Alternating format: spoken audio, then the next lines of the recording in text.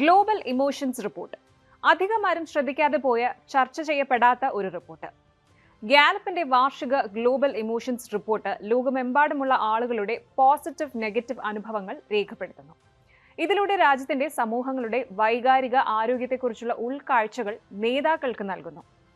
ഒരു ദശകത്തിൽ ആദ്യമായി നെഗറ്റീവ് വികാരങ്ങൾ കുറഞ്ഞ 2023 ലോകം വൈകാരികമായി മെച്ചപ്പെട്ട നിലയിലായിരുന്നു എന്ന റിപ്പോർട്ട്. എന്നാൽ ഈ കടന്നു പോകുന്ന വർഷം എങ്ങനെയാണ്? ഈ വർഷത്തെ ലോകത്തിലെ ഏറ്റവും ക്ഷുഭിത രാജ്യം ഏതാണ് എന്നറിയാമോ? ഏറ്റവും രോഷാകുലരായ ആളുകളുള്ള രാഷ്ട്രമായി മിഡിൽ ഈസ്റ്റിലെ സ്വിറ്റ്സർലാൻഡ് എന്ന പുതിയ റിപ്പോർട്ട്.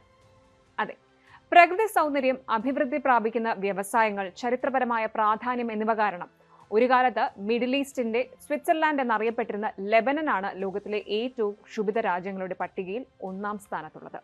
ഗ്യാലപ്പിന്റെ 2024 ഗ്ലോബൽ ഇമോഷൻസ് റിപ്പോർട്ടിൽ വളരെയധികം ശ്രദ്ധിക്കപ്പെടേണ്ട പദവി നേടിയ ലെബനൻ, അതായത് ലോകത്തിലെ ഏറ്റവും ക്ഷുഭിത രാജ്യം എന്ന നിലയിലെത്തിയ ലെബനൻ, അതിന്റെ ജനസംഖ്യയുടെ ഏതാണ്ട് പകുതിയും, കൃത്യമായി പറഞ്ഞാൽ 49% പേരും ദേശീയക്കാരാണെന്നാണ് റിപ്പോർട്ട് സൂചിപ്പിക്കുന്നത്.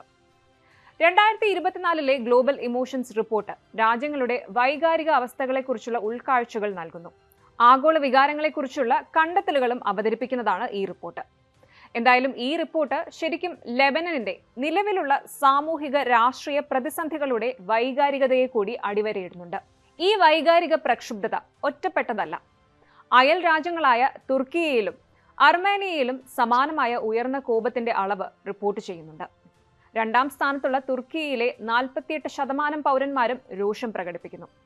അർമേനിയയ്ക്ക് പിന്നാലെ ഇറാഖ്, അഫ്ഗാനിസ്ഥാൻ, ജോർദൻ, മാലി, സിറിയ ലിയോൺ എന്നിവയാണ് ഉയർന്ന രോഷത്തോടെ പോരാടുന്ന മറ്റ് രാജ്യങ്ങൾ. ഇന്ത്യയുടെ സ്ഥാനം ഇനിയും വ്യക്തമല്ല.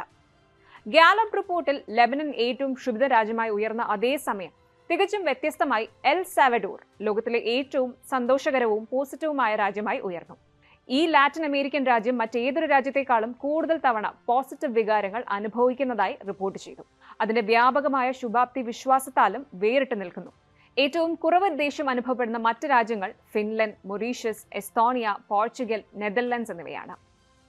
ഗ്യാലപ്പിന്റെ വാർഷിക റിപ്പോർട്ട് ആഗോള വൈകാരിക ക്ഷേമത്തിലേക്ക് വെളിച്ചം വീശുന്നു. ലെബനന്റെ ആഴത്തിലുള്ള നിഷേധാത്മക വൈകാരിക ഭൂപ്രകൃതിയുടെ വ്യക്തമായൊരു ചിത്രമാണ് വരച്ചു കാട്ടുന്നത്. അവിടെ പൗരന്മാർ നേരിടുന്ന വലിയ രാഷ്ട്രീയ, സാമ്പത്തിക, സാമൂഹിക സമ്മർദ്ദങ്ങളുടെ പ്രതിഫലനം കൂടിയാണ് ഈ റിപ്പോർട്ട് വ്യക്തമാക്കുന്നത്.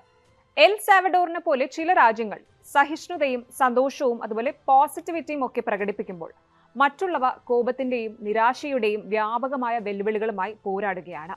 ഗ്യാലപ്പ് റിപ്പോർട്ട് ലോകമെമ്പാടുമുള്ള വൈവിധ്യമാർന്ന വൈകാരിക കാലാവസ്ഥയെ അടിവരയിടുന്നു.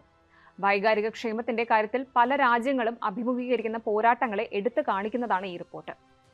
അഭിവൃദ്ധി പ്രാപിക്കുന്ന ജോലിസ്ഥലങ്ങൾ, സ്ഥാപനങ്ങൾ, കമ്മ്യൂണിറ്റികൾ, രാജ്യങ്ങൾ എന്നിവ സൃഷ്ടിക്കാൻ ശ്രമിക്കുന്ന നേതാക്കൾക്ക്, ആളുകൾക്ക് എങ്ങനെയൊക്കെ എന്തൊക്കെ ഇമോഷൻസ് എപ്പോഴൊക്കെ തോന്നുന്നു എന്ന് മനസ്സിലാക്കേണ്ടത് അത്യാവശ്യമാണ്.